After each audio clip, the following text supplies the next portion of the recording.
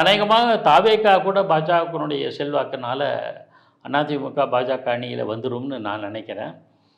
நாம் தமிழர் வருவதற்கான சாத்தியக்கூறு எனக்கு தோணலை.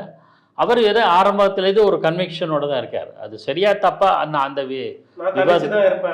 தனித்து தான் இன்றைக்கு கூட அவர் சொல்லியிருக்காரு. தனித்து நின்று தன்னோட பலத்தை காட்டி அப்புறம் பிற்காலத்தில் எப்படி இருக்குமோ தெரியாது. ஒருவேளை பிற்காலத்தில் வந்துன்னா ஒருவேளை எனக்கு இவ்வளோ ஸ்ட்ரென்த் இருக்கே, எனக்கு பேரம் பேசுகிறதுக்கு சௌரியாக இருக்கலாம். நீங்கள் நிரூபிக்கணும் என்பது தான் அவருடைய ஸ்ரீமானுடைய நோக்கம். ஆனால் தாவேகா விஜயனுடைய கட்சி இன்னும் தன் பலத்தை நிரூபிக்கவில்லை.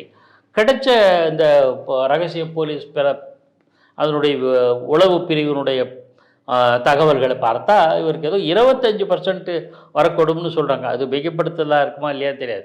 ஆனால் எதுவாகிறது எல்லா யூகங்களுமே சார் தேர்தல் நடந்து நீங்கள் வெற்றி பெற்ற பிறகு தான் தெரியும். நீங்கள் ஆர்கே நகர் இடைத்தேர்தலில் எந்த கட்சி வெற்றி பெறுது? அதாவது ஜெயலலிதா மறைவுக்கு பிறகு ஏற்பட்ட இதில் யார் ஜெயிச்சாங்க? அப்புறம் டிடிவி தினகரன் ஆட்சியை பிடிச்சிட்டாரா?